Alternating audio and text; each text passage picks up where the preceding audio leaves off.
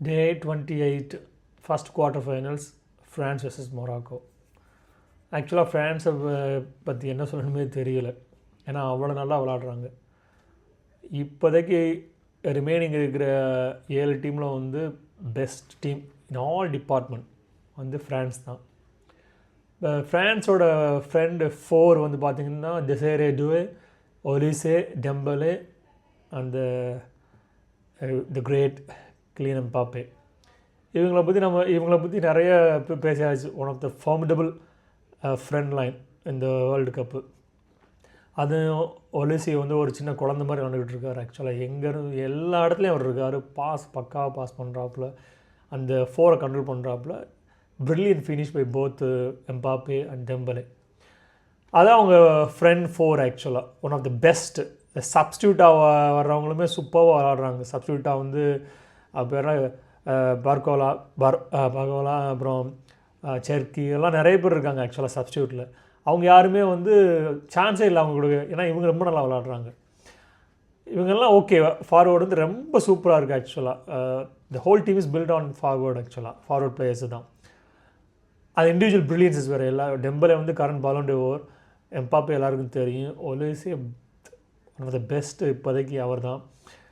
ஆனால் இந்த மிட்ஃபீல்டர்ஸ் 2 பேர் இருக்காங்க, ராபியோ அண்ட் கோனே.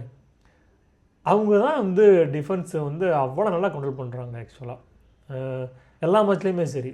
அது சர்ப்ரைசிங் ஆக்சுவலாக. அது ராபியோ அந்த ரோலில் பார்க்குறது ரொம்ப நல்லா விளாட்றாங்க, ரொம்ப நல்லா கண்ட்ரோல் பண்ணுறாங்க. பேக் 4க்கு அதிக வேலையே கொடுக்குறது இல்லை அவங்க, ஏன்னா பால் அது வரை போகவே மாட்டேங்க ஆக்சுவலாக அதிகமாக, ஏன்னா இவங்களே கண்ட்ரோல் பண்ணிடுறாங்க. ஃப்ரண்ட் 4மே வந்து டிஃபென்ஸ் ஹெல்ப் பண்ணுறாங்க, பின்னாடி வர வந்து ஹெல்ப் பண்ணுறாங்க. அமேசிங் டீம் ஆக்சுவலாக. என்ன சொல்லணுமே தெரியல ஆக்சுவலாக.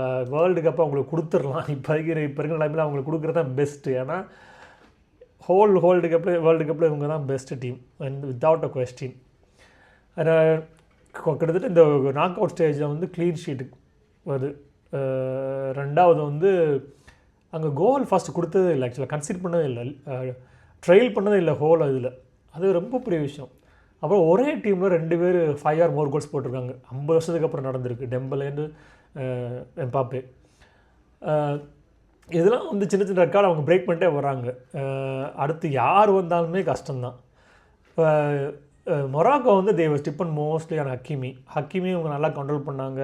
ஹக்கீமி ஃபார்வர்ட் போனால் கவுண்டர் ப்ரெஸிங்கில் ஃபார்வர்ட் போனால் ஸ்பேஸ் கிரியேட் ஆச்சு, அதை வந்து சூப்பராக யூஸ் பண்ணார் எம்பாப்பே. ஆக்சுவலாக one of the best team இவங்க தான் வின் பண்ண வேர்ல்டு கப் இப்போ இருக்கிற பார்த்தா.